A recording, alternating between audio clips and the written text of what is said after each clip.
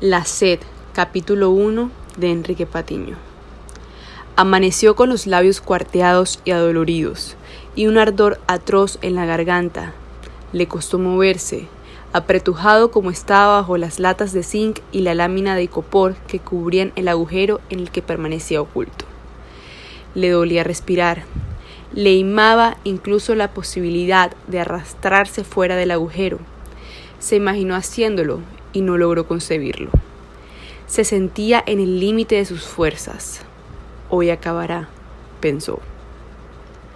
Cumplía ya el segundo día de inmovilidad, pero los foráneos continuaban rondando.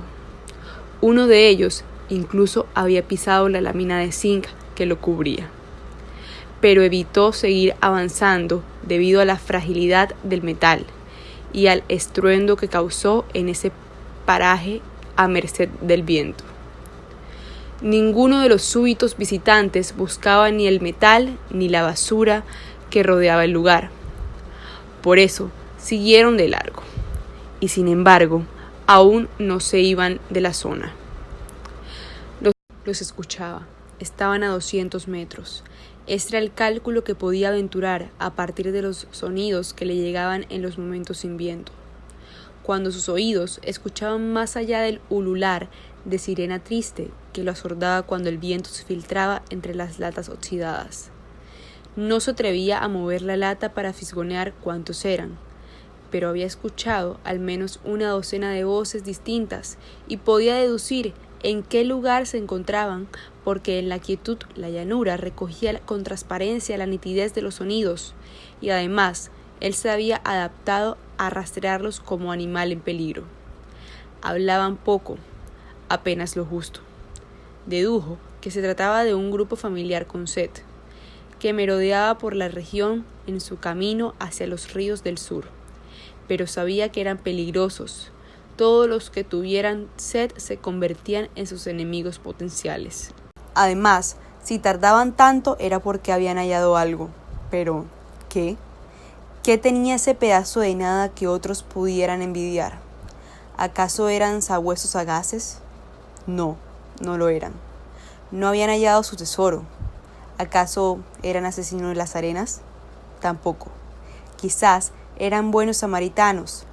Pensó en ello y sintió deseo de salir del agujero y gritarles que lo ayudaran. Quiso arrastrarse hasta sus pies y rogarles su misericordia. Sin embargo, era consciente de que no podía hacerlo. No solo no lo socorrerían, sino que casi con total seguridad sacrificaría así la esperanza de que se fueran sin descubrir su secreto. De su silencio dependía sobrevivir unos días más. Maldita esperanza, se dijo. Ya no resisto más. Había planeado hacerse el muerto en caso de que descubrieran su escondite. Era la solución más simple e improbable de creer, pero la única a la que se aferraba, porque sabía que los migrantes dejaban atrás los cadáveres y en cambio asusaban a los vivos a revelar su secreto. Si estaban vivos era porque escondían uno. Si estaban vivos significaba que algo cercano y vital los mantenía aferrados a la existencia. Eso había escuchado en la ciudad 8 años atrás, cuando ya el desespero comenzaba a manifestarse. Ahora ese rumor se había convertido en una obsesión de los migrantes y en un riesgo para los sobrevivientes. Los viajeros buscaban a los animales y a las personas con vida y las obligaban a confesar su secreto antes de deshacerse de ellas. Igual, si lo descubrían, no verían nada más que un cuerpo famélico con los labios resecos bajo láminas de zinc. Algo insólito para un ser humano. Meterse bajo ellas significaba cocerse vivo bajo el resol, incluso si se protegía con una lámina de icopor para mitigar el calor. Por eso, precisamente, se ocultaba bajo ella, porque a nadie se le habría ocurrido una locura así. Revelarse vivo era morir.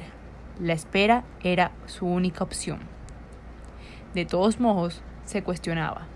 En el estado en el que se hallaba, su mente ya no tejía más pensamientos que uno solo alrededor del mismo tema.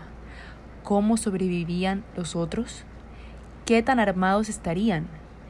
¿Qué habrían encontrado que no se iban? ¿Qué habrían visto que él no supiera?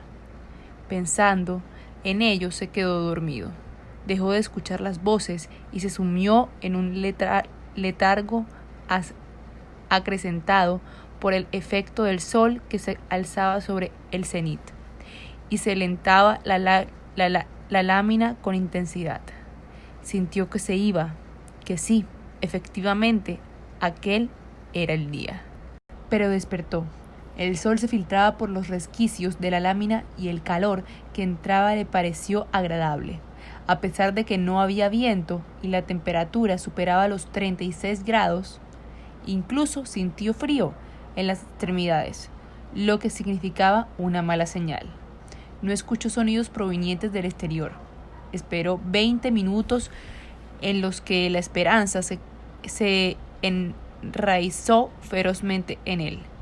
Convencido de que bajo ese sol era imposible que se hubieran quedado dormidos, decidió quitar la lámina de icopor y luego las latas de zinc con la poca fuerza que le quedaba. A sus pies, dentro del agujero, quedaba un bidón vacío de agua, lo único que había alcanzado a guardar consigo en la premura y gracias al cual aún estaba con vida. Sintió la frescura del viento y al mismo tiempo el dolor que le producía moverse. Tenía el cuerpo encalambrado y los brazos fatigados, a pesar de la inmovilidad. Miró a su alrededor y no vio a nadie, aunque en realidad veía a medias por la intensidad del sol, el brillo de la tierra enrocionada y la falta de costumbre de sus ojos, luego de permanecer 2 días bajo la superficie. Entonces volvió a sentir el desespero, la angustia viva, la llama que le calcinaba el cuerpo, la sed. Había desistido de la posibilidad de vivir, pero la esperanza de soportar un día más avivó su deseo de beber. Se arrastró, aunque en realidad intentaba correr, hacia el basurero en el que se amontonaba una pila de plástico inservible, el material más despreciado por los forasteros, y al que nunca se acercaban a menos que hubiera plásticos negros para tender o palanganas y bidones para acarrear líquidos. Pero también allí había apelado al método de espantar con lo menos obvio a los foráneos. Se trataba de una pila de botellas aplastadas, frascos, trozos de silla, carpetas, controles, rotos de electrodomésticos, canastas partidas de refrescos, bolsas deslichadas, empaques, estuches de discos, ornamentos, portarretratos y enseres acumulados. Todo estaba fragmentado, inservible, y era evidente que nada aportaba a nadie, por lo que quien se acercaba vería apenas un pequeño caos, más un mundo acostumbrado al caos. Para su fortuna, tampoco el grupo de viajeros había tratado de hacer algo con los restos de plástico. Desmontó una esquina del montículo y se abrió campo hacia las profundidades del arrume, mientras algunas piezas del basurero le caían encima. En su interior escuchó el tímido flujo del sonido que borbollaba con un rumor apenas perceptible.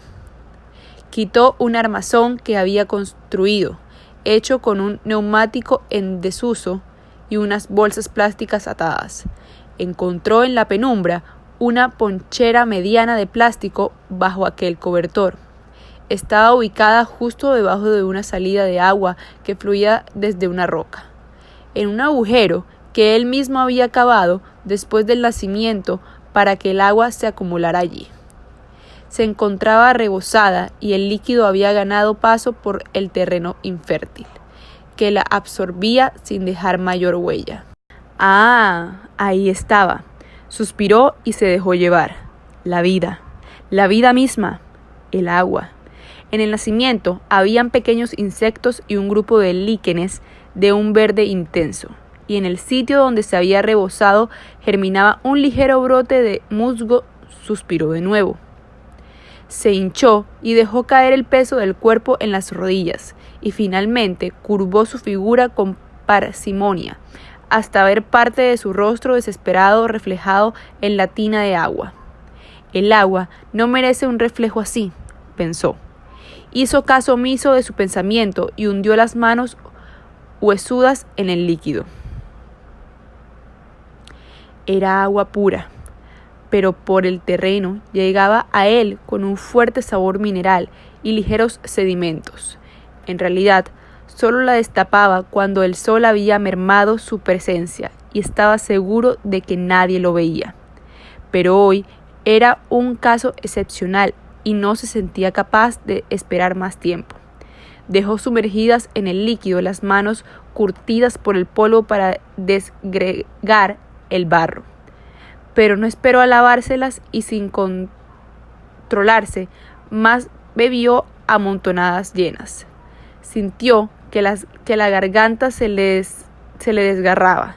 Ni siquiera percibió el sabor a tierra, sino el dolor de beber, la ausencia de saliva, la angustia de no poder ahogarse en agua, al mismo tiempo la necesidad sin tregua de saciar su sed.